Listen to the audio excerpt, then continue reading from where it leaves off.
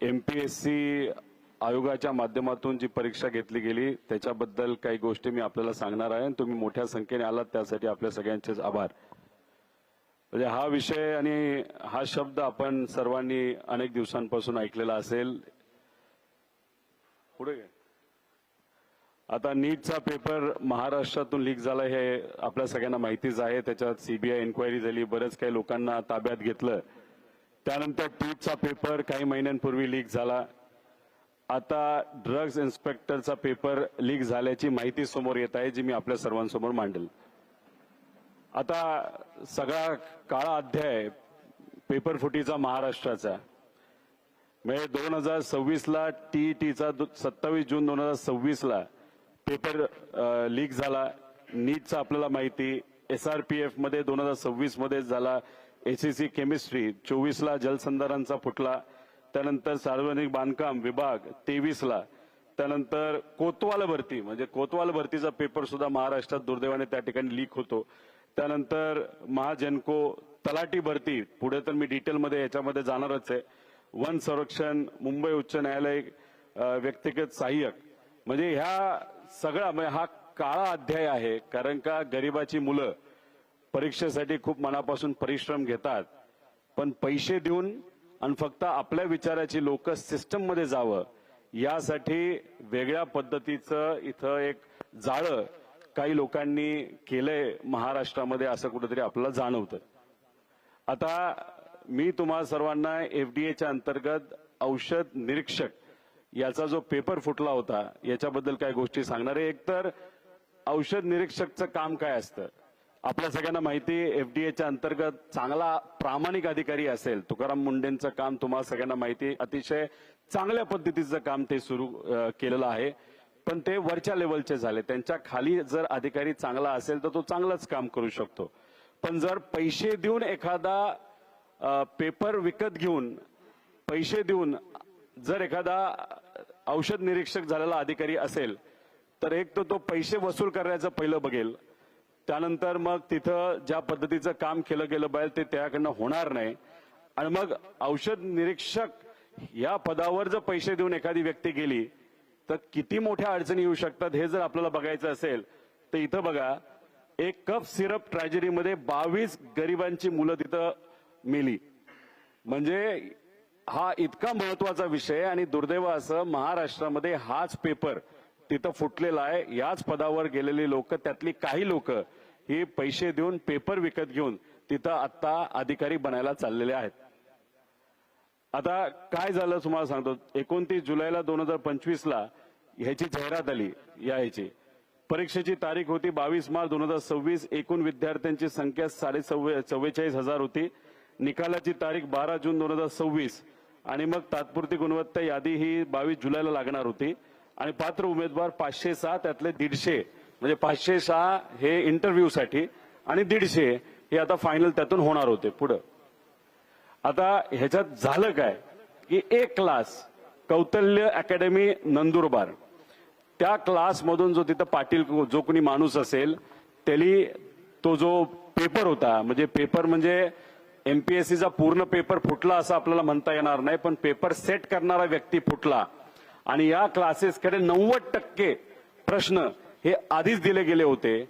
आणि ते दिल्यानंतर तिथे 20 मार्च म्हणजे 2 दिवस आधी, 22 मार्चला परीक्षा होती, 2 दिवस आधी तो परीक्षार्थी उमेदवाराच्या मोबाईलवर तो प्रश्न, जे प्रश्न होते 90% ते त्याच्याकडे आले, त्याचा अभ्यास केला गेला.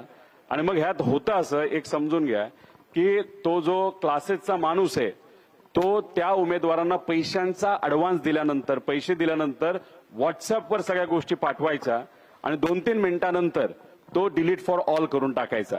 यात झालं असतं एका उमेदवाराने ते सगळे डाउनलोड झाले आणि फक्त आपल्याकडे पुरावा असावा म्हणून मित्राला ते सगळे पुरावे त्या ठिकाणी पाठवले. त्यामुळे तिथे पुरावे हे आपल्या हातामध्ये आता लागलेले आहेत. आणि मग हे असं प्रकरण झालं होतं. हे आहे ऍक्च्युअल प्रश्नपत्रिका आणि हे आहे 2 दिवस आधी जे प्रश्न पीडीएफच्या माध्यमातून ज्या उमेदवारांनी पैसे दिले त्यांना दिलेले हे सगळे प्रश्न आहेत. आता ह्याच्या खोलात जाऊ आपण. आता हे आहे 22 मार्चचे प्रश्न जे आपल्याला एमपीएससीच्या पेपरमध्ये आपल्याला दिसतात, उदाहरण म्हणून फक्त काही त्यातले घेतलेत. हे आहेत 2 मार्च, 2 दिवस आधी जी पीडीएफ वर प्रश्न आले होते त्याचं हे. आता ह्याच्यात बघा, पहिला deficiency of dash prevents normal blood coagulation. आता ह्याच्यामध्ये vitamin A B C D हे जे काही ऑप्शन्स दिलेत एक्झॅक्टली सेम टू सेम. म्हणजे ह्याच्यात व्हिटॅमिन ए पहिल्या क्रमांकावर तिथं ऑप्शन आहे 2, 3, 4 एक्झॅक्टली सेम आलेलं तुम्ही बघितलं. तर chemical shift is measured in, हे जे काय H2 असेल, पीपीएम असेल, हे असेल, एक्झॅक्टली तुम्ही बघितलं असेल तर सेम तिथं आलेलं आहे, सेम टू सेम. आणि हे किती 100 पैकी 90 प्रश्न हे मॅच एक्झॅक्टली त्या ठिकाणी होतात. म्हणजे 90% प्रश्न त्या उमेदवारांना पैसे दिल्यामुळे त्या ठिकाणी तिथं दिले गेले. म्हणजे एमपीएससी वर सगळ्यांचा विश्वास नक्कीच आहे, आमचा सुद्धा विश्वास आहे. पण नीट परीक्षेमध्ये जसं पेपर सेट करणारा व्यक्ती फुटला, तसंच एमपीएससी मध्ये सुद्धा पेपर जो सेट करणारा, पेपर लिहिणारा जो व्यक्ती होतो तो फुटला. आता त्याच्या मागे, म्हणजे मी तुम्हाला क्लासेसचं नाव दिलं, पण याचा प्रमुख आका कोण आहे हे आपल्या सर्वांना त्या ठिकाणी शोधायचंय. हे वरपर्यंत जातं, जे कुठपर्यंत जातं याचा अभ्यास व्हावा अशी आमच्या सगळ्यांची मागणी आहे. पुढे आता ह्याच्यामध्ये हे असे व्हॉट्सअपवर पाठवण्यात आलं होतं. हे कधी पाठवलं तर 20 मार्च, म्हणजे 2 दिवस आधी. त्याच्यामध्ये काय काय लिहिलंय मी थोडक्यात सांगतो. हा क्वेश्चन सेट दिलेला असतो तो आहे, यामधून येथील कोणतेही या क्वेश्चनला सोडून जे काही येतील त्यात 10 चुकीचे, म्हणजे ह्याच्यातून मुद्दामून 10 चुकीचे सोडवा, म्हणजे कोणाला ऑब्जेक्शन येणार नाही असं लिहिलेलं आहे. हे आहे 2 दिवस आधी. पेपर झाला 22 मार्चला, वेळ आहे 12:28, म्हणजे 28 मिनिटं पेपर दिल्यानंतर त्याच परीक्षार्थींनी त्याच्याच मित्राला पाठवलेला हा त्या ठिकाणी तुम्हाला व्हॉट्सअप चॅट आहे. त्याच्यामध्ये त्यांनी जे क्वेश्चन दिले होते त्यामधून 78 क्वेश्चन आले होते, ती मी सोडवले. ते सोडून दुसरे एक्स्ट्रा 13 मी सोडवलेले आहेत. 77 ते 78 कन्फर्म सॉल्व्ह केलेले आहेत. याला डिवाइड कर, म्हणजे किती हुशार आहे हा उमेदवार बघा. याला मल्टिप्लाय कर ऐवजी डिवाइड कर असं म्हणतो, कारण एक प्रश्न हा 2 मार्काचा होता. म्हणजे समजा त्याला 70 जर त्याने पूर्णपणे सोडवले असतील तर त्याला 140 मार्क मिळणार. पण त्याला हे सुद्धा माहित नव्हतं, आणि त्याची इंग्लिश सुद्धा तुम्ही जर वाचली त्याच्यावरनं कळेल तो उमेदवार किती हुशार आहे, म्हणजे अकॅडमिकली. आता ह्याच्यात तुम्ही डिवाइड करायला सांगतो, पण मल्टिप्लाय करायला पाहिजे, जेणेकरून तिथं मार्क्स येतील. पुढे आता ह्याच्यामध्ये अजून एक बघा, एक नायब तहसीलदारची 2 मुलं आहेत, एक मुलगा आणि एक मुलगी आहे. मुलाचा रँक आहे 13वा आणि मुलीचा रँक आहे 16वा. हुशार असतील, आम्ही काय म्हणत नाही, पण मग हे पेपर लीक आहे का योगायोग आहे? मुलगा पण बसतो, मुलगी पण बसते नायब तहसीलदारचं. आणि आम्हाला जे कळालेलं आहे की एका पेपरची किंमत, या प्रश्नपत्रिकेची किंमत जो 2 दिवस आधी फुटला होता त्याची 12 लाख रुपयाची किंमत होती. 5 लाख ऍडव्हान्स आणि बाकी 7 लाख हे नंतर त्या ठिकाणी द्यायचे होते. आणि ह्याच्यात काहीतरी बार्शी कनेक्शन आहे. हे सगळे जे काही त्यातले बहुतांश उमेदवार आहेत त्याचा थोडासा अभ्यास आपण खोलात जाऊन केला तर कुठेतरी बार्शीचं तिथं कनेक्शन दिसतंय. आणि महत्वाचं काय, कट ऑफ 105चा होता आणि 103 मार्क मिळालेल्या एका उमेदवाराला सुद्धा इंटरव्ह्यूला बोलवलं होतं.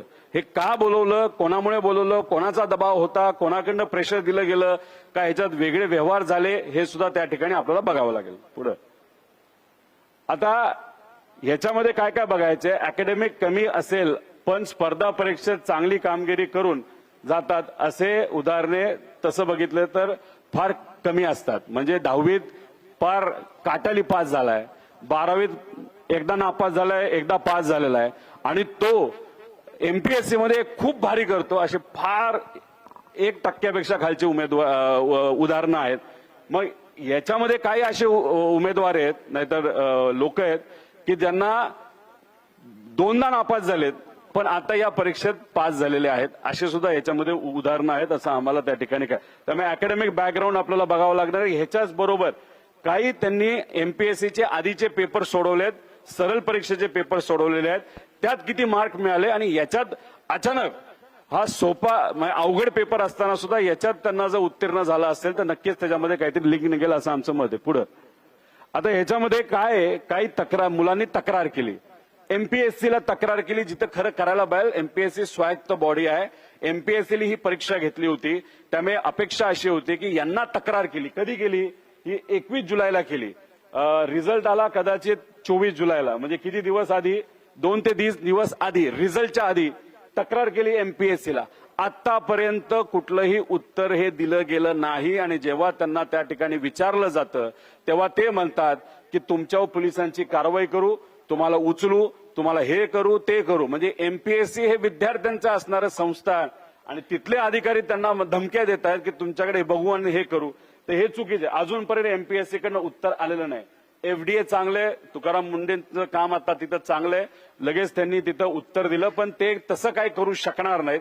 त्यांनी जास्तीत जास्त तो सगळा विषय हा एमपीएससी कडे दिलेला आहे. एमपीएससी कडनं अजून त्या बाबतीत कुठलंही उत्तर आलेलं नाही. पोलिसांनी प्रश्नच आहे, अजून काहीच केलं नाही. स्वायत्त बॉडी कसं करायचं, काय करायचं, आता तो आम्हाला फारच चांगला अनुभव आलेला आहे. अजितदादांच्या बाबतीत सुद्धा इथं सुद्धा तसंच काहीतरी झालंय असं आपल्याला म्हणावं लागेल. पुढं आता ह्याच्यामध्ये आमच्या मागण्या काय आहेत? आयोग आणि एफडीएने संबंधित प्रकरणी तात्काळ चौकशी करावी, तात्काळ एफआयआर दाखल करण्यात यावा, त्यानंतर स्क्रीनशॉटचे तात्काळ फॉरेन्सिक ऑडिट करण्यात यावं. म्हणजे तो जो पाटील कोण जो आहे कुठल्या तरी त्या अकॅडमीचा, सगळी त्याची डाउनलोड करावं लागतील, कारण बरेचसे त्यांचा संवाद तो डिलीट केलेला आहे. त्यामुळे डाउनलोड केल्यानंतर सगळी माहिती येईल. जो नंबर आम्ही देणार आहोत ते तुम्ही डाउनलोड करा, जो उमेदवार आहे जो पास झालाय त्याची तुम्ही तिथे डाउनलोड करा, आणि ह्याची पूर्णपणे शहानिशा त्या ठिकाणी करण्याची जरूरत आहे. आता आम्ही लिहिलंय तर सीबीआयकडे तुम्ही तपास द्या, कारण सीआयडी कडनं अपेक्षा आपण करू शकत नाही. सीआयडीचा फार चुकीचा अनुभव आम्हा सगळ्यांना अजितदादांच्या बाबतीत त्या ठिकाणी आलेला आहे. आणि दोषींवर आणि संबंधित अधिकाऱ्यांवर तत्काळ कारवाई करावी. पूर्ण चौकशी झाल्याशिवाय फायनल रिझल्ट आणि जॉईनिंग देऊ नये अशी आमच्या सगळ्यांची त्याच्यामध्ये मागणी.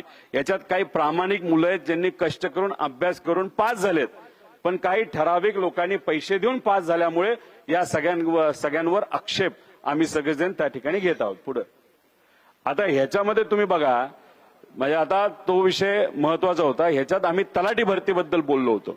तुम्हाला आठवत असेल, मी अनेक वेळा तो मुद्दा तुमच्या मदतीने सुद्धा लोकांपर्यंत मांडला होता, अधिवेशनात मांडला होता. आणि आम्हाला धमकी हे त्यावेळेसचे जे रेव्हेन्यू मिनिस्टर होते विखे पाटील साहेब, त्यांनी धमकी दिली होती की रोहित पवारवर कारवाई करू, एफआयआर करू. बाकीच्या विषयात एफआयआर दुर्दैवाने होत नाही, पण माझ्यावर एफआयआर करायला हे मोठे मंत्री साहेब त्या ठिकाणी गेले होते. 25 ते 30 लाखाचा व्यवहार या तलाठी भरतीमध्ये एका पेपरमध्ये झाला असं आम्ही म्हणत होतो.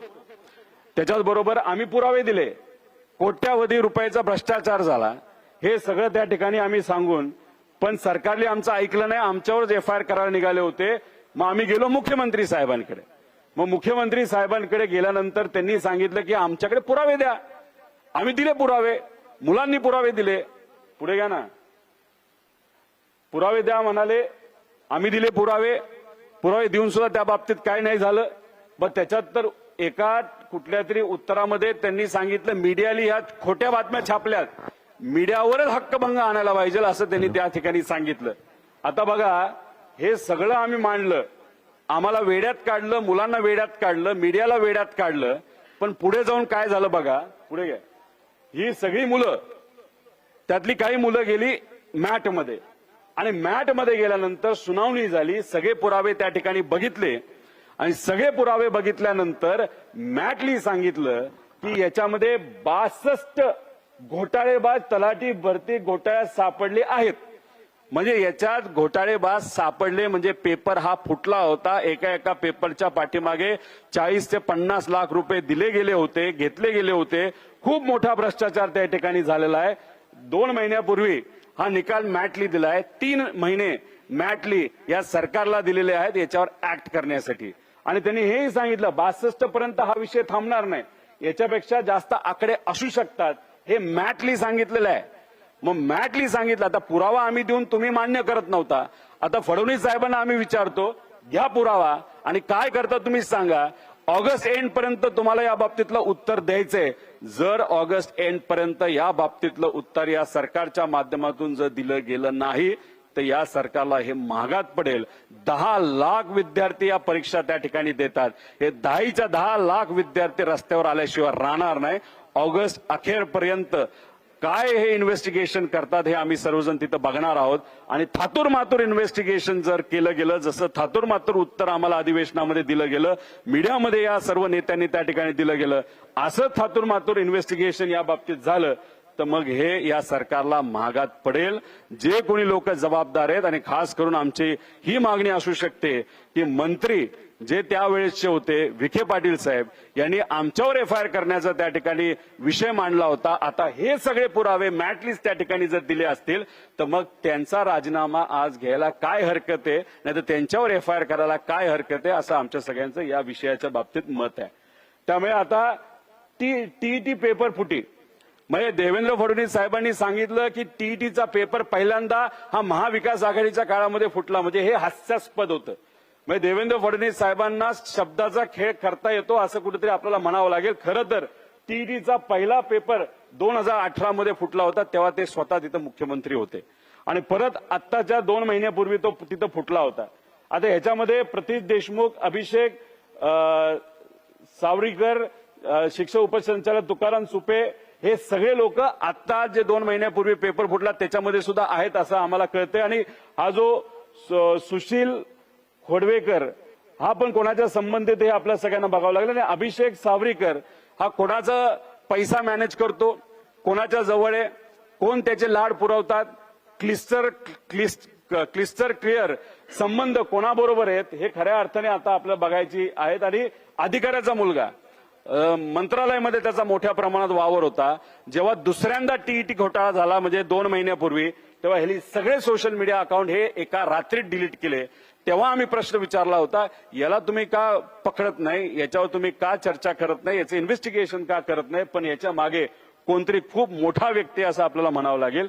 नीट पेपर, महाराष्ट्राचा पेपर फुटला हे आपल्या सगळ्यांना माहिती. काय झालं, युवा जेव्हा रस्त्यावर येतो तेव्हा सरकारला अहंकार हा बाजूला ठेवून आता अहंकारी सरकारला झुकावं लागतं, हे आपण सगळ्यांनी त्या ठिकाणी बघितलेलं आहे. पुढं एसआरपीएफचे डिटेल आहेत, त्याच्याशी पेपर फुटीचे जलसंधारणचे आहेत, हे सगळे डिटेल्स जर तुम्हाला पाहिजे असेल तर आम्ही देऊ. पुढं आता याच्यामध्ये आम्ही काय म्हणालो होतो की पेपर सातत्याने फुटतायत, तुम्ही पेपर फुटीसाठी कायदा आणा. आम्ही बोलून बोलून फार थकलो. आम्ही विनंती केली, देवेंद्र फडणवीस साहेबांना भेटलो, आम्ही गव्हर्नर साहेबांना भेटलो, आम्ही ह्यांना भेटलो, त्यांना भेटलो, अधिवेशनात बोलण्याचा प्रयत्न केला, पण आमचं कुणी तिथं ऐकत नव्हतं. आणि मग शेवटी जे आपल्या देशाचे प्रेसिडेंट आहेत त्यांनी एक अध्यादेश काढला की आता या देशामध्ये पेपर फुटीवर कायदा आला पाहिजे. आणि त्यानंतर आपल्या सरकारने एक थातूर मातूर कायदा आणला, त्याचं आम्ही स्वागत केलं. पण त्याच्यामध्ये बदल व्हावेत अशी आमची मागणी होती. कारण इतर राज्यातले लोक सुद्धा याच्यामध्ये असल्यामुळे त्याच्यात काही त्रुटी होत्या, त्या भरून काढण्यासाठी आम्ही त्यांना विनंती करत होतो. त्यासाठी आम्ही म्हणजे मी स्वतः प्रायव्हेट बिल आणलं होतं. आणि त्याच्यात मुद्दा काय होता, तर मुद्दा फास्ट ट्रॅक कोर्टचा होता. म्हणजे मोदी साहेब आज जे म्हणतायत या युवांनी आंदोलन केल्यानंतर, ते आम्ही आधी म्हणत होतो फास्ट ट्रॅक कोर्ट आणणं फार महत्वाचं आहे. पण अजूनपर्यंत आमचं प्रायव्हेट बिल प्रत्येक अधिवेशनामध्ये मांडलं जातं, पण त्याच्यावर दुर्दैवाने आम्हाला चर्चा करून दिली जात नाही. का? कारण का सगळ्यात जास्त पेपर कधी फुटले असतील जेव्हा भाजपचं सरकार आहे तेव्हा फुटलेत. आणि आज सुद्धा भाजप महायुतीचं सरकार असल्यामुळे त्यांना कुठल्याही परिस्थितीमध्ये ही जी काय जाळं त्यांनी विणलेलं आहे त्याच्यातून भ्रष्टाचार केला जातो, आपल्या विचाराच्या लोकांना बसवलं जातं. आणि सामान्य परिवारातल्या गरीब मुलं जे क्लासेस लावून कष्ट करून दिवसाला एक जेवण खाऊन जे शिकण्याचा प्रयत्न करतात, सरकारी नोकरीमध्ये जाण्याचा प्रयत्न करतात, यांच्यावर जो अन्याय होतो तो कुठेतरी या लोकांना तसाच चालू राहावा अशी कदाचित इच्छा असावी. आता हे परत एकदा हिवाळी अधिवेशनामध्ये मुद्दा येणार आहे. आता बघू त्यावेळेस आम्हाला त्या ठिकाणी बोलायला देतात का नाही देत. पुढे म्हणजे महत्वाचं काय की 45 लाख विद्यार्थी एमपीएससीच्या परीक्षा, वेगळ्या वेगळ्या परीक्षा तिथं देत असतात. एमपीएससी हे जे आयोग आहे हे अतिशय महत्वाचा, सगळ्यांचा विश्वास असणारा आयोग आहे. याचा पेपर जर फुटला असेल, नाही तर पेपर सेट करणारा व्यक्ती जर फुटला असेल, ते अतिशय घातक आहे. कारण का बहुतांश परीक्षा याच्यातून घेतल्या जात असतील तर विद्यार्थी आता टेन्शनमध्ये आहेत की येणाऱ्या काळामध्ये ज्या एमपीएससीच्या अंतर्गत परीक्षा घेतल्या जाणार आहेत त्याच्यामध्ये सुद्धा असाच जर भ्रष्टाचार झाला, असाच जर पेपर फुटला तर खूप मोठ्या प्रमाणात अन्याय होऊ शकतो. त्यामुळे या एमपीएससीच्या बाबतीत ही कीड कशी लागली याचा कुठेतरी त्या ठिकाणी अभ्यास हा आपल्याला करावा लागेल. आणि तिथे असणारे अध्यक्ष जे आलेत त्यांच्यावर आमचा आक्षेप नाही, आम्ही अजून काही बोलत नाही, फक्त चर्चा एवढीच आहे की ते अध्यक्ष नवीन आल्यापासून हे सगळे प्रकरणं का वाढलीत असा आमचा प्रश्न आहे. त्याच्याबरोबर ऑनलाईन परीक्षा होऊ नये, ती ऑफलाईन असावी अशी आमच्या सगळ्यांची मागणी असताना मुद्दामून ऑनलाईन घ्यायची हा अध्यक्षांनी का हट्ट धरला हे कुठेतरी त्या ठिकाणी आपल्याला बघावं लागेल. अध्यक्षांच्या इतिहासामध्ये सुद्धा कुठेतरी जावं लागेल. त्यांचं कॉलेज कुठलं होतं, कोणाला ते सिनियर होते, कुठल्या कुठल्या डिपार्टमेंटमध्ये त्यांनी काम केले, कोणाचे ते ओएसडी होते पूर्वी.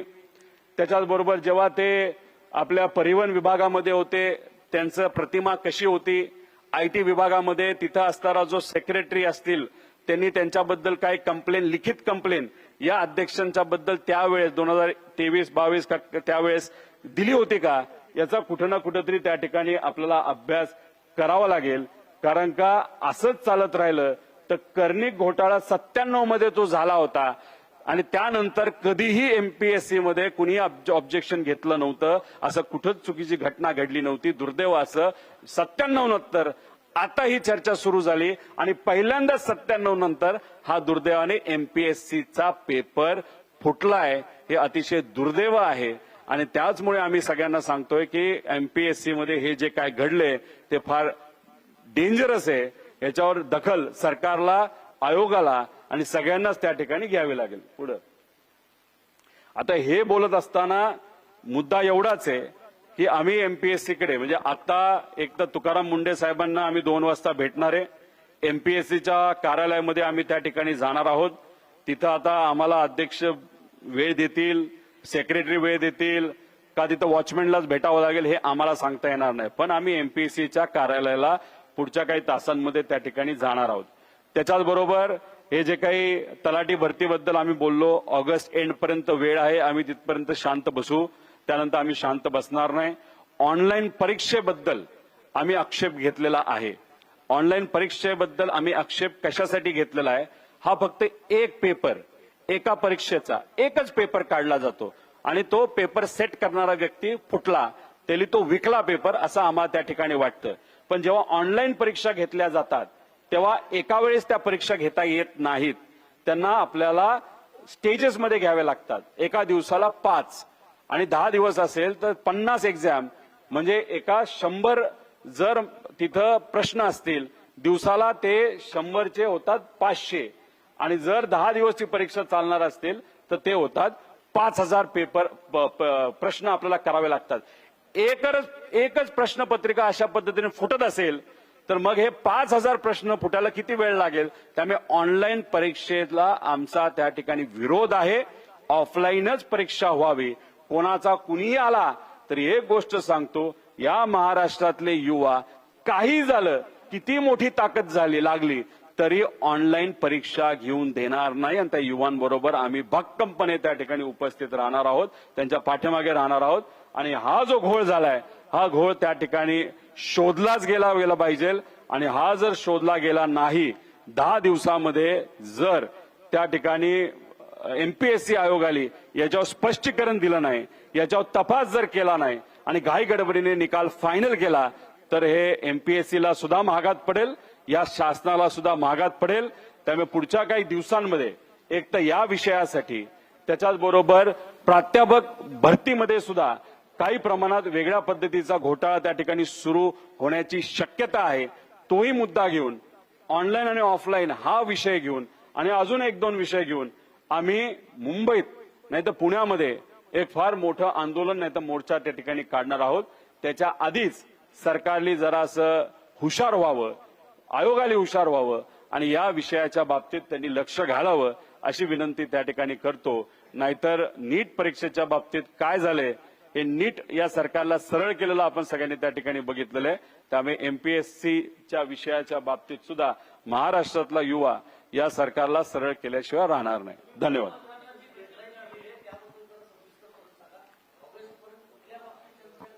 तलाठी भरतीच्या बाबतीत जे आम्ही म्हणत होतो की पुरावे आहेत, पुरावे आम्ही देतो, तुम्ही द्या, आम्ही दिले, सगळ्या विद्यार्थ्यांनी त्यांना पुरावे दिले, पण देवेंद्र फडणवीस साहेब जे आपले मुख्यमंत्री आहेत त्यांच्या विभागाने सुद्धा त्या बाबतीत काही केलं नाही. त्यावेळेस जे महसूल मंत्री आहेत विखे पाटील साहेब, त्यांनी तर आमच्यावर कारवाई करायचं सांगितलं, त्यांनी त्या बाबतीत केलं नाही. मग हा विषय गेला मॅटमध्ये, आणि मॅटमध्ये हे सगळे विद्यार्थी गेल्यानंतर त्या मॅटली जो निकाल दिलाय त्यात 62 लोकांनी घोळ केलाय. हे मॅटली सरळ सरळ सांगितलेलं आहे आणि हा आकडा वाढू शकतो. आणि मॅटली 3 महिन्याची मुदत ही सरकारला दिलेली आहे, त्यातले 2 महिने झालेत. ऑगस्ट एंड पर्यंत तलाठी भरतीचा विषय आहे. 10 लाख विद्यार्थी पेपरसाठी बसले होते.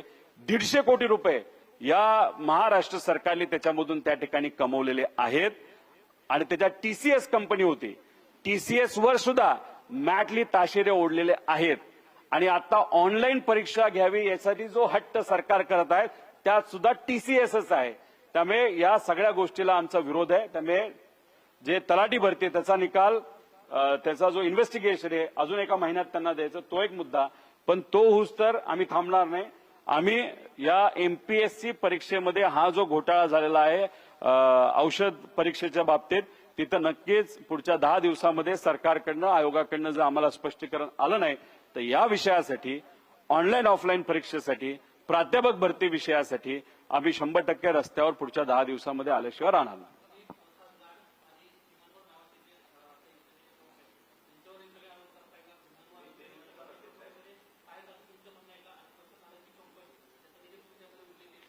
याच्यामध्ये जो टीईटी घोटाळ्यामध्ये प्रमुख आरोपी होता 2018चा, तो भाजपचा कार्यकर्ता आहे. भाजपमध्ये त्यांनी प्रवेश ऑफिशियली केलेला आहे आणि त्याच्याच बरोबर अनेक वेळा मोठ्या मोठ्या नेत्यांबरोबर तो त्या ठिकाणी दिसलेला आहे.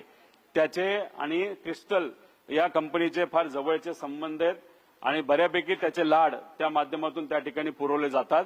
आणि एक फार मोठ्या नेत्याचे आर्थिक व्यवहार हा माणूस त्या ठिकाणी बघतो. त्याचं नाव काय, नाव सौरी का काहीतरी नाव आहे, अभिषेक, तो त्या ठिकाणी आहे. त्याच्याच बरोबर एमपीएससीचे जे अध्यक्ष आहेत त्यांच्या पास्ट बद्दल मी सांगितलं, ते नक्कीच पॉवरफुल अधिकारी आहेत, पण त्यांची पॉवर त्यांच्या कर्तृत्वामुळे, त्यांच्या पदामुळे येते, याच्यापेक्षा ते कोणाचे तरी जवळ आहेत याच्यामुळे ती पॉवर आहे अशी चर्चा आहे. आणि मग तशी चर्चा असल्यामुळे त्या माणसाला असं वाटतं की तो जे करेल त्याला कुणी काय करू शकत नाही. असा जर चुकून अहंकार जो केंद्र सरकारला होता, जो या युवांनी हाणून पाडला, असाच जर आयोगाच्या प्रमुखाला चुकून असेल तर मग आयोगाचं वाटोळं झाल्याशिवाय राहणार नाही. जेव्हा आयोगाला अडचण येते तेव्हा लाखो करोडो मुला मुलींच्या स्वप्नाला अडचण येऊ शकते, गरिबांना अडचण येऊ शकते. म्हणून म्हणतो या आयोगामध्ये जर असं काहीतरी घडत असेल, 97 मध्ये एकदा घडलं, त्यानंतर आत्ता हे पहिल्यांदाच त्या ठिकाणी घडत आहे. जर हे असं घडत असेल तर हे आपल्या सर्वांसाठी दुर्दैवी आहे. कारण की एमपीएससीतून चांगले चांगले अधिकारी होत असतात, लोकांची सेवा करत असतात. पैसे देऊन झालेला अधिकारी हा लोकांची सेवा कधी करत नसतो. जेवढे पैसे दिलेत त्याच्यापेक्षा 10 पट पैसे आपल्याला कसे कमवता येतील याचाच प्रयत्न तो करत असतो. तलाठी भरती हे सरळ परीक्षेच्या माध्यमातून झालेली भरती आहे. 40 लाख रुपये देऊन जर एखादा तलाठी झाला असेल तो पहिले 40 लाख वसूल करेल आणि मग लोकांच्या सेवेबद्दल त्या ठिकाणी विचार करेल. म्हणून हे जे काय पेपर लीक झाले, पेपर फुटलेले आहेत आणि त्याचं मी सगळं सत्र टीईटी पासून पार पोलीस भरतीपर्यंत हे सगळ्या गोष्टी तुम्हाला सर्वांना सांगितलेल्या आहे. हे या सरकारमध्ये फार चुकीच्या पद्धतीने त्या ठिकाणी सुरू आहेत आणि मी फक्त आत्ताच सांगतोय असं नाही, आतापर्यंत या विषयामध्ये आम्ही बोलत आलेलो आहे. पण जेव्हा एमपीएससीचा पेपर फुटला हे म्हणजे जागा होण्याची वेळ त्या ठिकाणी आली आहे असं आमचं सगळ्यांचं मत आहे.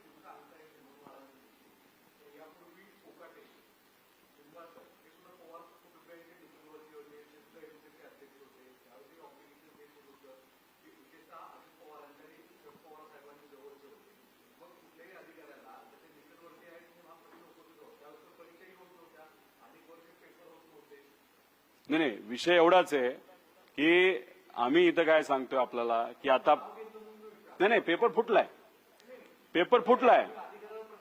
ते जे कोणी अधिकारी होत नाही, कोकाटे साहेब असतील, निंबाळकर साहेब असतील, हे सगळे असतील, त्यावेळेस पेपर फुटला अशी चर्चा तर नव्हती. एमपीएससीचा पेपर होत नव्हते असं आपण म्हणत असता तर कदाचित आपल्याला पुरावे सकट आम्ही तिथे देऊ. त्यांच्या काळामध्ये किती पेपर झाले, किती नाही, विषय असा असतो की हा पेपर जे काही आमच्याकडे पुरावे आलेले आहेत, एमपीएससीचा पेपर फुटत नाही अशी समज सगळ्यांची आहे.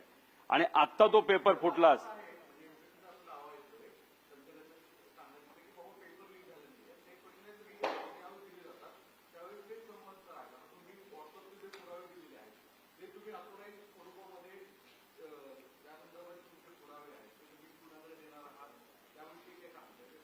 नाही, आम्ही एमपीएससीकडे जाणार आहोत. त्यांनी आम्हाला परवानगी दिली तर अध्यक्षांना आम्ही भेटू. अध्यक्ष नसतील तर जो दुसरा कुठला अधिकारी असतो त्यांना भेटू. आणि जर कुणीच भेटायला तयार नसेल तर वॉचमॅनला भेटू. आम्ही तिथं जाणार आहोत. नाही, विषय एवढाच आहे की हा मुद्दा विद्यार्थ्यांनी मांडला होता पेपरचा रिझल्ट येण्याच्या 2 दिवस आधी. पण दुर्दैव असं एमपीएससीकडनं कुठलंही उत्तर त्याला दिलं गेलं नाही. आणि मग जेव्हा विद्यार्थ्यांवर अन्याय होतो तेव्हा काही लोकांना हा विषय हातात घ्यावा लागतो. तो विषय आता आम्ही हातात घेतलेला आहे. त्यामुळे एमपीएससी या बाबतीत काय करते हे आपल्याला बघावं लागेल. अधिकाऱ्यांवर आम्ही आक्षेप घेत नाही, पण जेव्हा एमपीएससी मध्ये एखादा पेपर फुटला अशी जेव्हा चर्चा होती, त्याची काही प्रमाणात पुरावे आपल्या समोर येतात, तर नक्कीच हे फार मोठी धोक्याची घंटा आहे. हे मात्र त्या ठिकाणी कुठेतरी चर्चा त्या ठिकाणी होत असते. आणि एखाद्या अधिकाऱ्याचा बॅकग्राऊंड कसं असतं त्याच्यावरनं तो अधिकारी खरंच त्या सिस्टमला न्याय देऊ शकतो का नाही देऊ शकत अशी चर्चा नक्कीच त्या ठिकाणी होऊ शकते. आणि हे अख्खे सगळे पुरावे हे त्या ठिकाणी आयोगाला दिलेले आहेत. पण मग पुरावे देऊन सुद्धा आयोग जर काहीच बोलणार नसेल तर याच्यावर आम्ही काय म्हणायचं. आता एफडीएने लगेच उत्तर दिलं, लगेच त्यांनी तिथं तपास हा लवकरात लवकर व्हावा असं लगेच त्याच दिवशी सांगितलं. पण एमपीएससीने अजूनपर्यंत जर उत्तर दिलं नसेल तर मग ह्याच्या खोलात खऱ्या अर्थाने जाण्याची जरूरत आहे असं आमचं सगळ्यांचं मत आहे.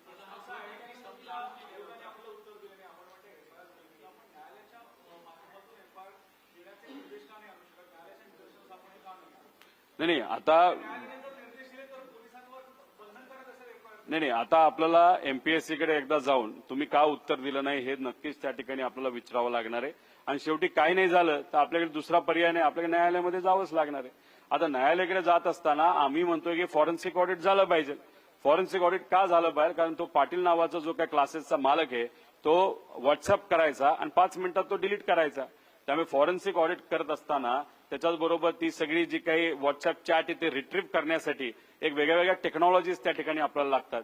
त्यामुळे तो आदेश जर कोर्टाने तिथं दिला आणि तसं जर इन्व्हेस्टिगेशन चांगल्या पद्धतीचं झालं तरच कुठं ना कुठेतरी याच्यातून काहीतरी लोकांच्या मुलांच्या हिताचं बाहेर येऊ शकतं. ते नंदुरबारला एक क्लास आहे, त्याचे ते ओनर असावेत असं दिसतंय, कौतिल्य फाउंडेशन.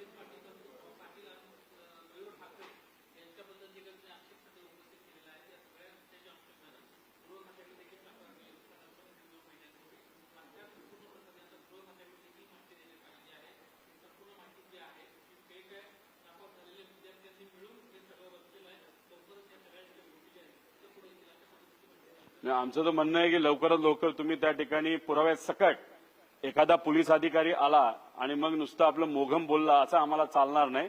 तुम्ही फॉरेन्सिक ऑडिट केली का, त्यानंतर तुम्ही चॅट रिट्रीव्ह केली का, चॅट रिट्रीव्ह केली तर कुठल्या एजन्सीकडनं केली, कशा पद्धतीने केली, हे सगळे पुरावे आम्ही त्या ठिकाणी मागणार आहे आणि त्यानंतरच आपण तिथं करणार आहोत. शेवटी कसं असतं की कुठल्या तरी व्यक्तीला वाचवण्यासाठी, आता तुम्ही जे म्हणाला की इथं फक्त 90% प्रश्न मॅच झाले, एसआरपीएफ मध्ये तेच झालं होतं की तिथं 90% मॅच झालं तेव्हा कॅन्सल झालं होतं. तेव्हा इथं सुद्धा तसंच आपल्याला करायचं आमच्या सगळ्यांची मागणी आहे की इथं 90% प्रश्न मॅच होतील. मग कुठं ना कुठे ते पेपर सेट करणाऱ्या व्यक्तीकडनं फुटला हेच मात्र त्या ठिकाणी आपल्याला कन्क्लूड करावं लागेल.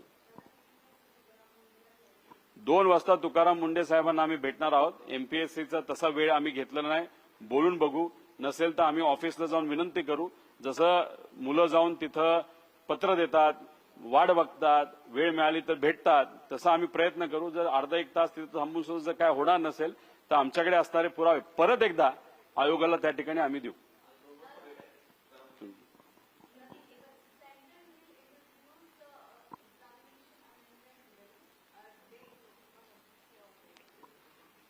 ये जो this particular bill in 2024 when NEET exam paper was first, it was leaked for the first time.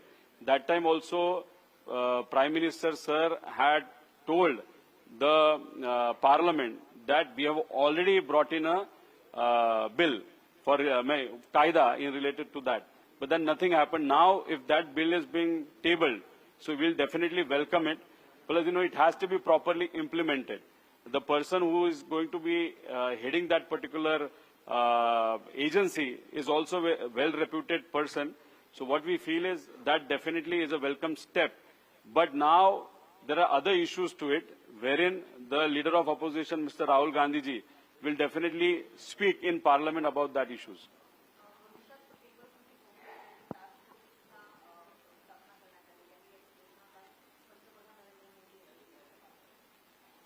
बघा कसं असतं की बरेच कायदे बनवले जातात पण त्या पद्धतीने वागलं जात नाही. तसं बघितलं तर एमपीएससी मध्ये सुद्धा कडक कायदे आहेत. एमपीएससीला कसं वागावं, कसं काम करावं, पण तरी पेपर फुटलाच. आणि आम्ही सुद्धा राज्य सरकारला तेच विनंती करत होतो, फास्ट ट्रॅक कोर्ट असावं. त्याच्यानंतर तुम्ही पनिशमेंट जे आहेत, जे काही तुम्ही तिथं जबाबदारी फायनल झाल्यानंतर त्याच्यावर ज्या काही कारवाई तुम्ही करणार आहात त्या स्ट्रिक्ट जास्तीत जास्त त्या ठिकाणी कराव्यात. पण दुर्दैव असं महाराष्ट्रात अजून म्हणजे कायदा आला पण तो इतका स्ट्रिक्ट नाहीये. त्याच्यातून बऱ्याच पळवाटा आहेत. पळवाटा असतील तर मग ही चोरी तशीच सुरू राहील. पळवाटा जेवढा आपल्याला कमी करता येईल तेवढा प्रयत्न त्या ठिकाणी झाला पाहिजे.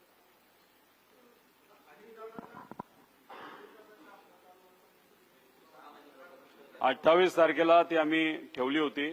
पण तुम्हालाही माहिती पार्लमेंटमध्ये आता युवांच्या विषयाच्या बाबतीतली चर्चा तिथे सुरू आहे. महाराष्ट्रामध्ये सुद्धा त्या बाबतीतली चर्चा सुरू आहे. त्यामुळे 2-3 दिवसांनी पुढे म्हणजे 30-31 मध्ये 1 तारखेला आम्ही त्या बाबतीतली पत्रकार परिषद मुंबईमध्ये घेणार आहोत.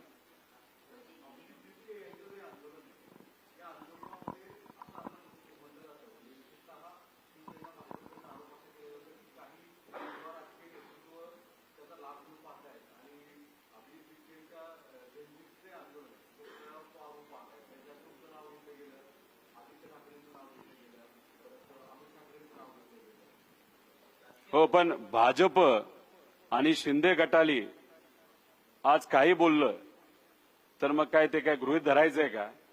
माझं एकच म्हणणं आहे की भाजप आणि एकनाथ शिंदे साहेबांच्या पक्षाली जे प्रभू श्रीरामांच्या मंदिरामध्ये 1300-1500 कोटीची चोरी झाली, ती चोरी होऊन सुद्धा जर ते गप्प बसत असतील, युवांवर लाठीचार्ज झाला तरी ते गप्प बसत असतील, नको त्या युवांवर दुर्दैवाने कारवाई त्या ठिकाणी केली गेली. 1800 मुलांवर कारवाई या महाराष्ट्रामध्ये झालेली आहे.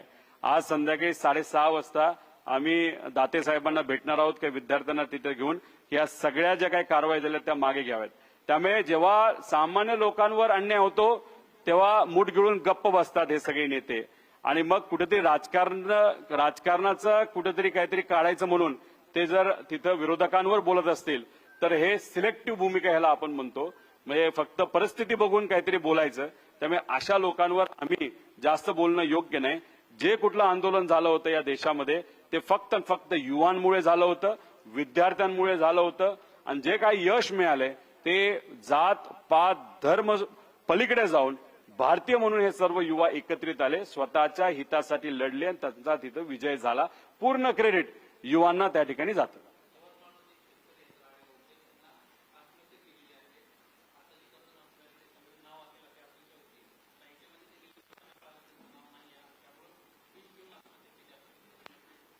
असं झालं असेल तर हे अतिशय दुर्दैव आहे. मला असं कळलं काही दिवसांपूर्वी 5000 शेतकऱ्यांची नावं डिक्लेअर केली.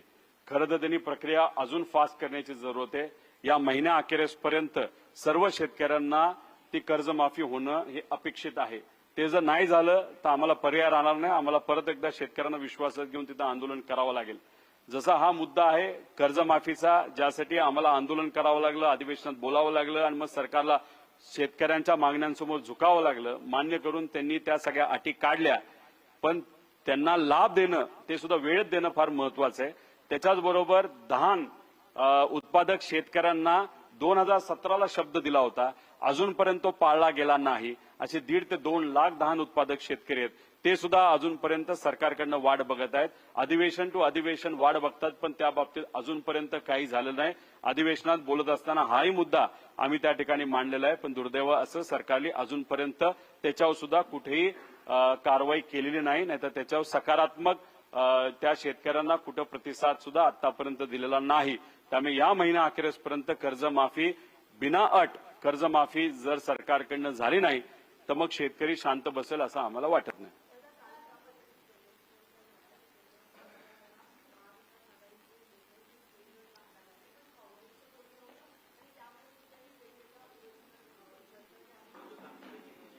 काँग्रेसली अख्ख्या देशामध्ये माझ्या अंदाजाने 25 तारखेला हे कॅन्डल मार्च का असं काहीतरी मार्च त्या ठिकाणी ठेवला होता आणि त्या पद्धतीने प्रत्येक राज्यामध्ये तिथं तसं त्यांचं आंदोलन नाही तर जल्लोष तिथं झाला.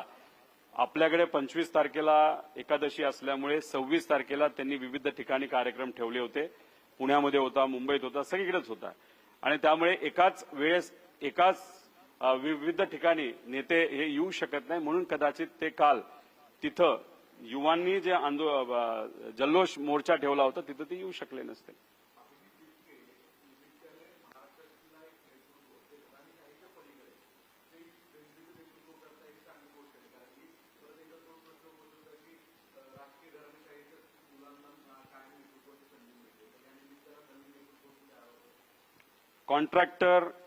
कॉन्ट्रॅक्टरची मुलं, त्यानंतर काही माजी अधिकारी, नेत्यांची मुलं मुली यांच्यापेक्षा जर सामान्य परिवारातून काही लोक पुढे येत असतील तर स्वागत करण्यासारखीच गोष्ट आहे. आणि घराणेशाही असणारे लोक जर कर्तृत्वान नसतील, लोकांसाठी प्रामाणिकपणे रस्त्यावर येऊन जर लढणार नसतील तर मग लोकांना त्यांचा फायदा काय. त्यामुळे लोकांनी ठरवावं कोणाला पुढे घेऊन जायचं, कोणाच्या पाठीमागे उभं राहायचं. ही लोकशाही आहे. या आंदोलनाचा फायदा हाच होता की जाती पाती आणि धर्माच्या पलीकडे जाऊन लोक देशासाठी, आपल्या राज्यासाठी, स्वतःच्या हक्कासाठी एकत्रित आले आणि ते रस्त्यावर आले. त्यामुळे जर अधिवेशनामध्ये काही गोष्टी होत नसतील, पार्लमेंटमध्ये काही गोष्टी होत नसतील, त्याचं कारण तिथं रिप्रेझेंटेशन करणारे जे लोक आहेत ते सामान्य लोकांचं रिप्रेझेंटेशन न करता कुठेतरी पैसे देऊन दबाव तंत्राले नाहीतर ईव्हीएमच्या वेगळ्या वेगळ्या काही गोष्टी करून हे सत्तेत आलेले दिसतात. त्यामुळे जिथं कुठं मी गेलेलो आहे, युवांशी संवाद साधलेला आहे, त्यांचं स्वागत केलंय, त्यांचं अभिनंदन केलंय आणि त्याच्याबरोबरच हेही सांगितलेलं आहे की मतदार यादीमध्ये तुमचं नाव नसेल तर तुम्ही नोंदवून घ्या. एसआयआरच्या विरोधात पण तुम्ही बोला, डिलिमिटेशनच्या विरोधात तुम्ही त्या ठिकाणी बोला, पण मतदान करा आणि चांगल्या लोकांना निवडून द्या. त्यामुळे 29ला जो व्यक्ती लोकांसाठी लढत नाही त्या व्यक्तीला लोक निवडून देतील असं मला वाटत नाही. त्यामुळे भूमिका घेत असताना स्पष्ट रस्त्यावर उतरून सामान्य लोकांची भूमिका घेणं महत्वाचे आहे. एकदा हिकडं आणि एकदा तिकडं अशा पद्धतीने भूमिका घेणारे लोकांना लोक पाठबळ देतील असं आम्हाला वाटत नाही.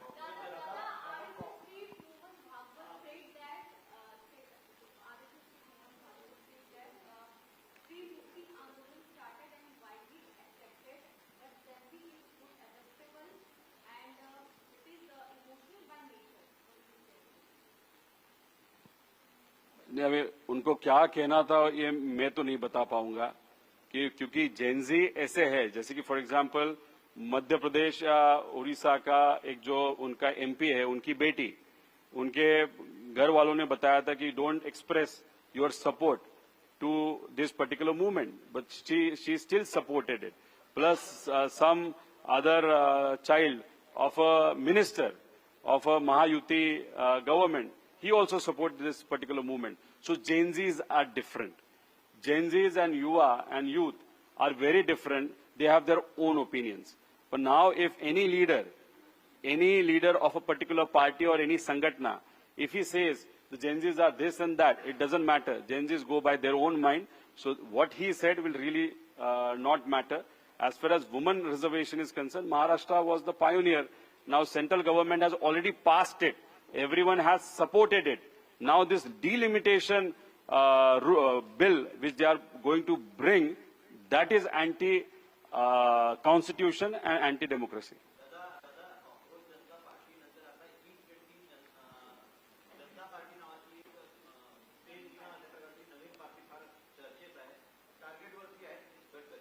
लोक संघटित झाल्यानंतर एका विषयासाठी लढले आणि लढून समोर किती मोठा अहंकार असला तरी तो मोडून काढला आणि या आंदोलनाला विजय त्या ठिकाणी त्यांना मिळाला. मग एकदा एवढं चांगलं मोठं आंदोलन केल्यानंतर आपल्या डिमांड ज्या असतील, मागण्या असतील त्या मान्य केल्या जात असतील, तर जिथं कुठं लोकांना अडचणी येत आहेत ते लोक अशाच पद्धतीने रस्त्यावर येऊन तिथं मांडतील आणि त्यांची अपेक्षा असेल की ज्या पद्धतीने धर्मेंद्र प्रधानांचा राजीनामा घेतला तसंच उद्या जाऊन जो कुठला मंत्री असेल, नेता असेल, जो नीट वागत नाही, नाहीतर धोरण करत असताना एका बाजूचे धोरण म्हणजे एकाला दोघांना फायदा होणारे धोरण तिथं करतो, अशा लोकांच्या विरोधात सुद्धा उद्या जाऊन आंदोलन होऊ शकतं.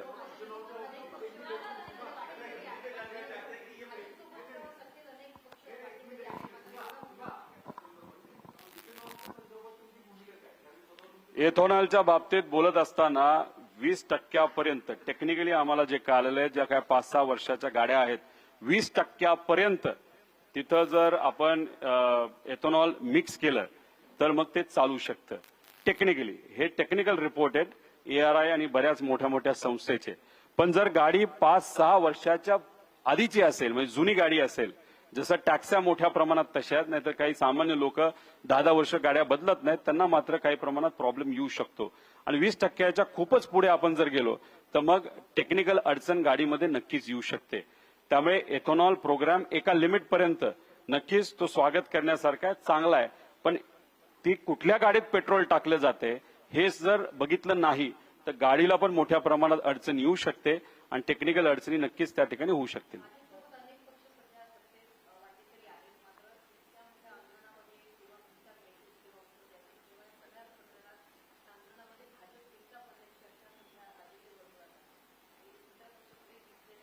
याच्या आधी भाजपने त्यांच्या मित्रपक्षाला एकटं पाडलं आणि या आंदोलनामध्ये जेव्हा भाजपवर सगळं शेकत होतं तेव्हा बाकीच्या त्यांच्या मित्रपक्षाने त्यांना एकटं पाडलं. त्यात चंद्रबाबूंचा पक्ष असेल, एकनाथ शिंदे साहेबांनी कुठून तरी वरून आदेश आला म्हणून 2 दिवसापूर्वी त्यांनी स्टेटमेंट महिन्यानंतर त्या ठिकाणी दिलं.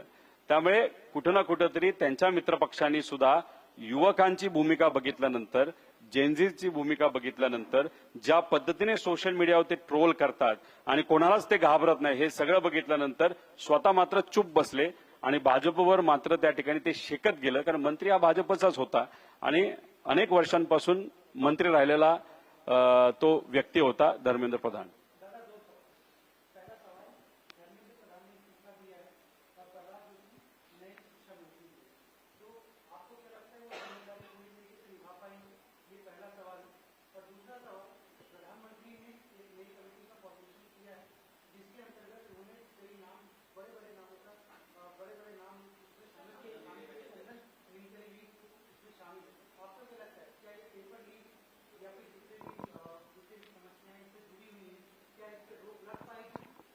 देखो, नीलकनी साहब बहुत होशियार व्यक्ति है, टेक्निकली भी और विचारों से भी.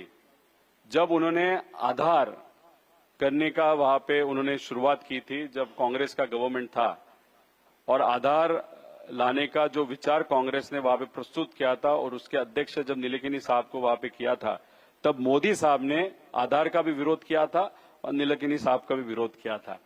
एक अच्छी चीज है कि कांग्रेस ने जिस व्यक्ति को चूज किया था उसी व्यक्ति को अभी मोदी साहब चूज कर रहे हैं. मतलब कांग्रेस की चॉइस गलत नहीं होती, ये यहां पे क्लियर होता है. अभी अगर एक कड़क लॉ पेपर लीक के बारे में या पेपर फुटी के बारे में अगर आ रहा है तो डेफिनेटली उसका स्वागत करने की वो चीज है. लेकिन इस नया कायदे का स्वागत करते वक्त जो पास्ट में हुआ है, जो चोरियां हुई है, उसका प्रॉपर इन्वेस्टिगेशन भी होना उतना ही इंपॉर्टेंट है. अभी महाराष्ट्र में सीबीआई ने इंक्वायरी की, लातूर के एक व्यक्ति को जेल में डाल दिया क्योंकि वहां पे पेपर फूटा ऐसे कंक्लूजन निकला था. वो बंदा है जेल में है लेकिन उसके क्लासेस जोरों में चालू है. तो आप उसको अंदर रख रहे हो लेकिन वो क्लासेस के माध्यम से पैसा भी कमा रहा है, तो ये कौन सा न्याय होगा. तो इसीलिए हमारा कहना है कि अगर आप जेन्युइनली विद्यार्थियों के साइड से कुछ करना चाहते हो तो उसमें जेन्युइननेस भी वहां पे दिखना चाहिए. प्रहलाद जोशी साहब यहां पे आए हैं लेकिन वो टेम्पररी वहां पे लाए गए या परमानेंटली वहां पे रहेंगे ये हम तो नहीं बता सकते. लेकिन पास्ट जो भी मंत्री उस मंत्रालय में रहे वो बहुत ज्यादा दिन वहां पे रह नहीं पाए. अभी प्रहलाद जोशी साहब कितने दिन रहेंगे वो देखेंगे.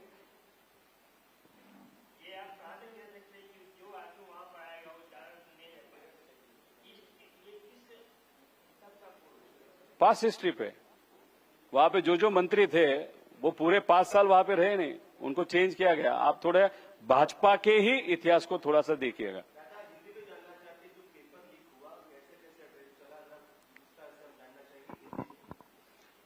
देखो, महाराष्ट्र में एमपीएससी नाम की एक स्वायत्त संस्था है, बहुत अच्छा काम है। अनफॉर्चुनेटली 2097 में पहली बार उसका पेपर लीक हुआ था, तब वहां पे बहुत बड़ा पॉलिटिकल मूवमेंट हुआ था। उसके बाद से लेके आज तक एक बार भी पेपर लीक एमपीएससी के माध्यम से वहां पे नहीं हुआ।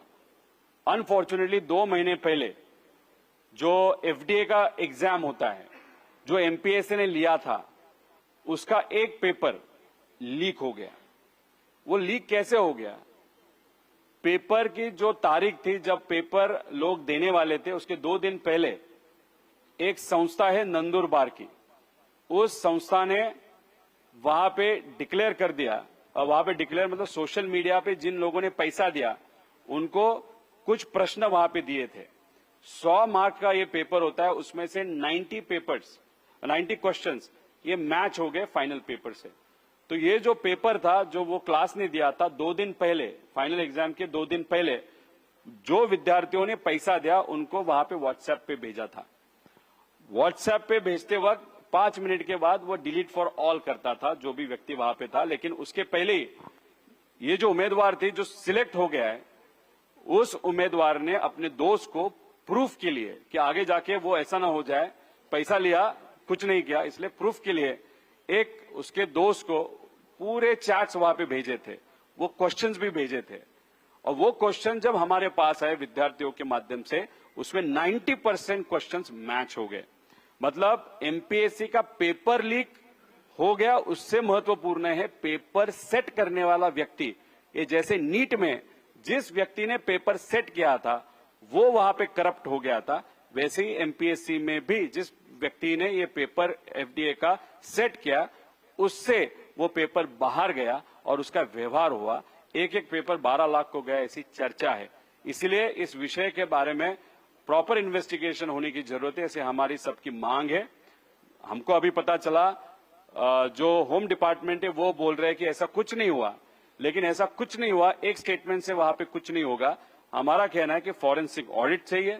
आप जो भी डंप है, जो व्हाट्सएप चैट है, उसके पूरे पुरावे हमको वहां पे चाहिए होंगे। क्योंकि तलाटी भर्ती जब हुई थी महाराष्ट्र में, 10 लाख विद्यार्थी बैठे थे, उसमें से 4000 लोगों को वहां पे नौकरी मिली। उसमें भी बहुत बड़ा भ्रष्टाचार हुआ था, जिसमें हमने बात की, हमने विरोध किया। सरकार से हमको उत्तर आया ऐसे कुछ नहीं हुआ, आप झूठ बोल रहे हो। लेकिन मैट जो क्वासी जुडिशियल एक बॉडी है, उन्होंने सरकार को ये बोला कि हाँ उसमें चोरी हुई है, तो वहां पे सिद्ध हुआ। तो ऐसे हमारा कहना है एमपीएससी का ये जो पेपर फूटा है उसके बारे में भी प्रॉपर इन्वेस्टिगेशन होने की जरूरत है।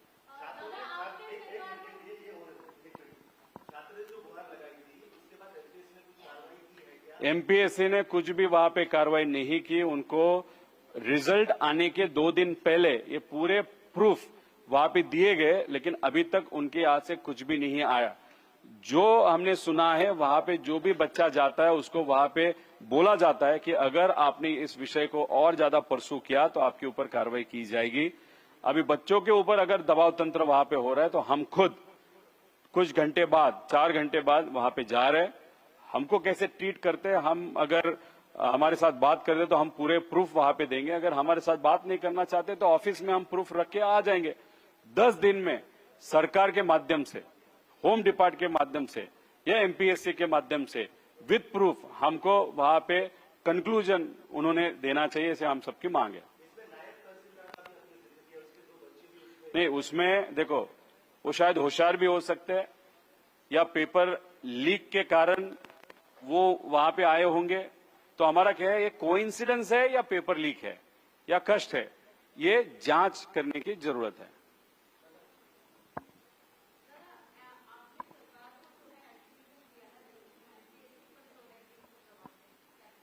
नहीं, हमने तो अल्टीमेटम दिया है कि इस विषय के बारे में उनकी तरफ से प्रॉपर क्लैरिफिकेशन आना चाहिए।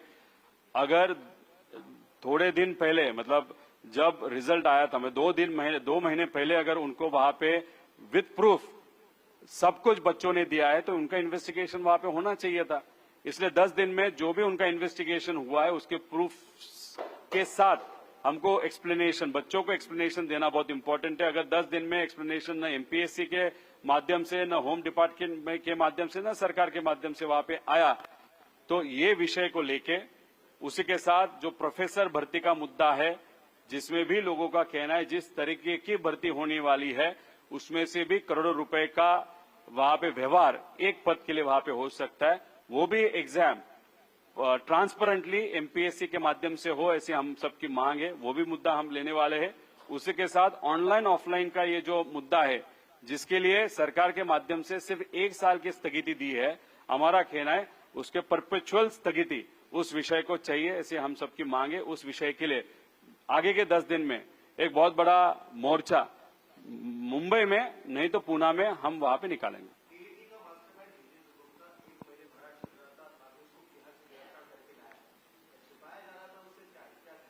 अभी देखो, जब ये जो नीट का आंदोलन बढ़ते गया, उसको सपोर्ट लोगों का बढ़ते गया, लाखों करोड़ों लोग रास्ते पे आ गए, तो डेफिनेटली एक प्रेशर सेंट्रल गवर्नमेंट पे भी आ गया और राज्य सरकार पे भी आ गया।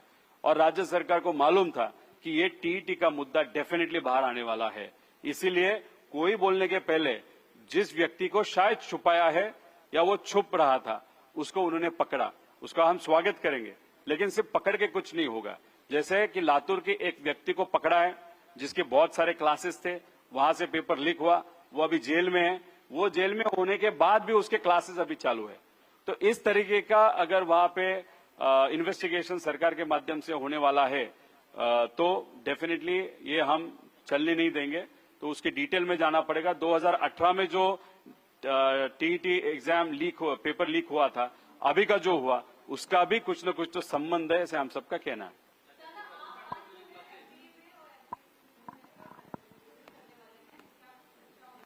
नहीं, 2 बजे हम एफडीए जा रहे हैं तुकाराम मुंडे जी को मिलने, उनको भी इस विषय के बारे में डेफिनेटली हम बताएंगे।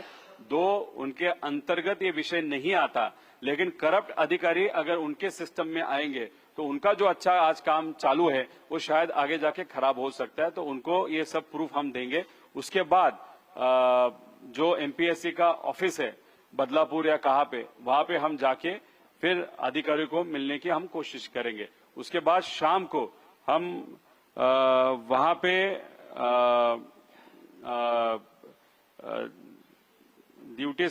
यहाँ पे डीजीपी साहब को वहां पे मिलने वाले।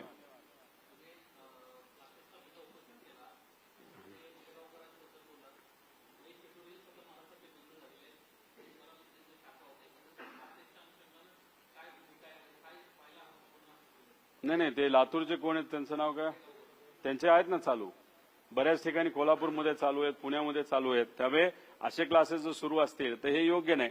कुठं ना कुठं तरी एक असं उदाहरण झालं पाहिजे की जर चोरी केली, पेपर फोडला तर कोणाचंच काय खरं नाही। ही भीती असल्याशिवाय अशा गोष्टी थांबणार नाही। आता बघा, नीटचा यूजी पेपर जो लीक झाला त्याची पहिली सुनावणी आहे, सीबीआयचा वकीलच आता आलेला नाही, म्हणजे न्यायालयाने नाराजगी व्यक्त केली। 3 ऑगस्ट म्हणजे सीबीआयचा वकीलच तिथे येत नसेल तर नीट या परीक्षेच्या बाबतीत, नाही तर या युवांच्या परीक्षेच्या बाबतीत हे सरकार किती सिरियस आहे हे आपल्या सगळ्यांना त्या ठिकाणी कळतं। त्यामुळे आज जी सुनावणी होती नीटची, याच्यात पहिल्या सुनावणीमध्ये सीबीआयचा वकील ऍब्सेंट आहे। 3 ऑगस्टची तारीख त्या ठिकाणी दिली आहे। याच्यावरूनच मी आपल्या सर्वांना सांगण्याचा प्रयत्न करतोय, हे जे सरकार आहे ते पैसे घेऊन, नाही तर आपल्या विचाराची लोक सिस्टममध्ये यावीत यासाठी एवढ्या मोठ्या प्रमाणात हे फार नीट पासून राज्य परीक्षेमध्ये सुद्धा त्या ठिकाणी इथं मोठ्या प्रमाणात पेपर हे फोडले जातात, असं आमचं ठाम मत आहे।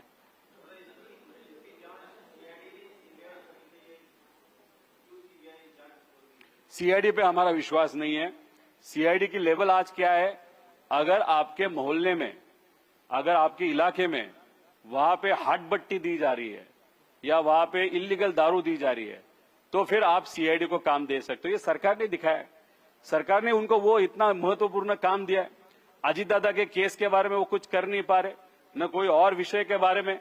इसलिए आगे जाके रेलवे स्टेशन पे कोई किसी का पॉकेट मारता है तो सीआईडी 100% वहां पे कार्रवाई करेगी, क्योंकि वहां के अधिकारी अच्छे हैं, लेकिन उनके ऊपर जो प्रेशर है, उस प्रेशर के कारण वो काम नहीं कर पा रहे। इसलिए हमारा कहना है सीबीआई के पास देना है तो दे दो। वैसे भी सीबीआई पे हमारा विश्वास नहीं, ईडी पे हमारा विश्वास नहीं, हमारा विश्वास है तो जुडिशियल इंक्वायरी पे। अगर जुडिशियल इंक्वायरी हो पाएगी तो डेफिनेटली कुछ न कुछ तो लोगों के हित का, बच्चों के हित का यहाँ पे बाहर निकल सकता है।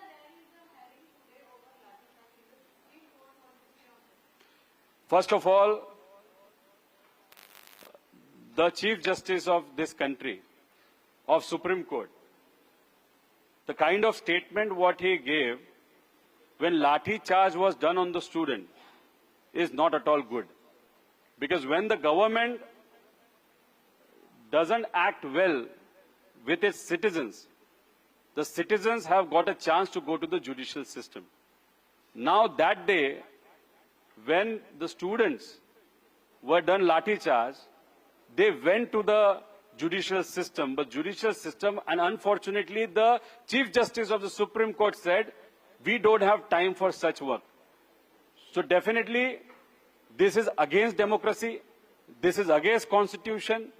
So I had also requested that through parliament or through any other source, this person who is on that particular job should be removed, or impeachment process should be started. This is what we had demanded.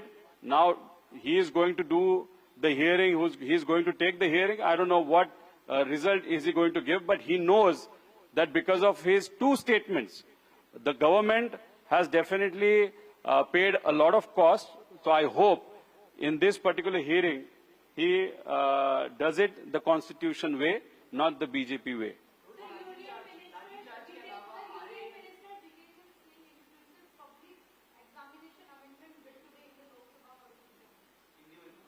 नहीं, ये जो अभी bill आया है उसी के तो बारे में चर्चा है। प्रधानमंत्री साहब ने भी वही बोला था, नीलकणी साहब को वहां पे हेड बनाया जा रहा है, उसका कोई विरोध करेगा ऐसे मुझे नहीं लगता। लेकिन जो चीजें हुई है, जिस तरीके से लाठीचार्ज बच्चों पे हुआ है, उसके लिए जो जो जिम्मेदार है उसका विषय पहला लेने की जरूरत है। ये बिल तो डेफिनेटली और 10 तारीख तक वहां पे पार्लियामेंट चलने वाला है, तो ये बिल वैसे भी कभी भी वहां पे पास हो सकता है। अभी आज क्या चर्चा होती है 12 के बाद, ये हमको देखना पड़ेगा।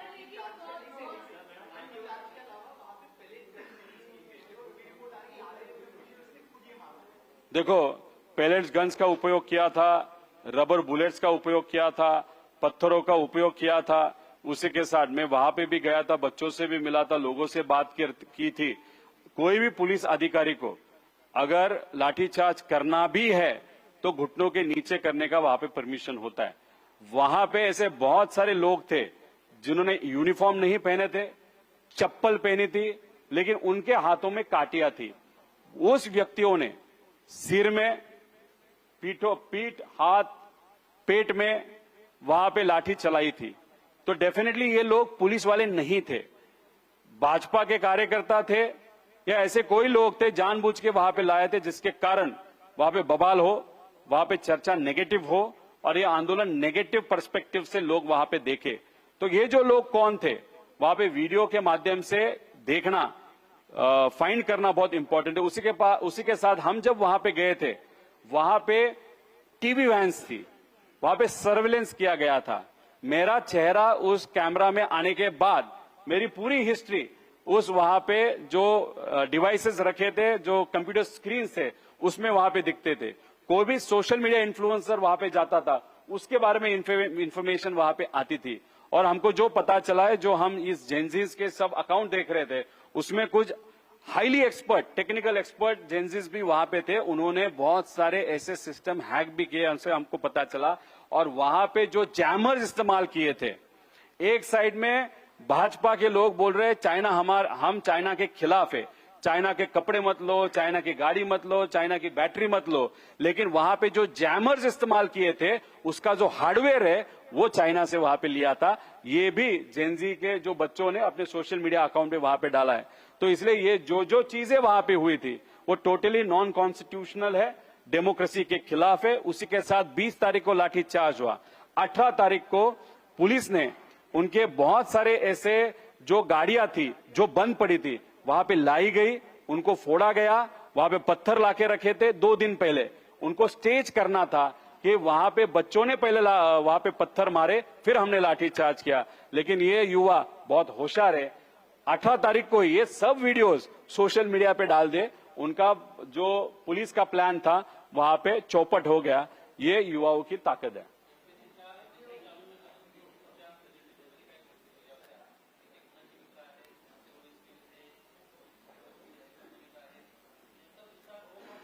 माझं एवढंच म्हणायचं आहे की जेव्हा ते आयटी विभागामध्ये होते तेव्हा त्यांच्या IAS अधिकाऱ्यांनी त्यांच्याबद्दल लिखित तक्रार केली होती की ही व्यक्ती आमचं ऐकत नाही, कामावर वेळेवर येत नाही, कामावर आहे का नाही हे आम्हाला कळत नाही। आता अध्यक्षांबद्दल जेव्हा अशी लिखित कंप्लेंट केली जे आम्हाला समजलेलं आहे, त्याच्याचबरोबर आम्ही जेव्हा परिवहन विभागामध्ये काही लोकांशी चर्चा केली आणि तिथं काही मला जुनी प्रेस कॉन्फरन्स पण आम्हाला दिली आहे, ती आम्ही सोशल मीडियावर टाकतो। त्याच्यामध्ये सुद्धा तिथं सांगितलं आहे की त्यांचा तिथं जो कारभार होता तो फार पारदर्शक होता असं नाही, असं लोकांचं मत आहे। मग अशी व्यक्ती जर MPSCच्या अध्यक्षपदावर जात असेल तर तिथं गडबड होऊ शकते असे लोकांनी शंका व्यक्त केली होती। आणि मग कुठल्याही अध्यक्षाबद्दल जर शंका असेल तर भीती नक्कीच आम्हाला त्या ठिकाणी वाटते। आणि आमचं एकच मत आहे की कुठल्या तरी व्यक्तीने मुद्दामून त्यांच्या हातून काही केलं असं मी म्हणणार नाही एखाद्या नेत्याला, पण एखाद्या नेत्याचा वर्धास्त एखाद्या अधिकाऱ्याच्या पाठीमागे असेल तर तो सिस्टमच्या वर आहे असं त्या अधिकाऱ्याला तिथं वाटतं। असं जर अध्यक्षांना वाटत असेल आणि त्या अनुषंगाने परीक्षा ऑनलाईन घेणं नाहीतर हा पेपर फुटणं अशा गोष्टी तिथं जर होत असतील तर ह्या पुढच्या पिढीसाठी अतिशय घातक आहेत। एवढीच चिंता या ठिकाणी मी व्यक्त केलेली आहे।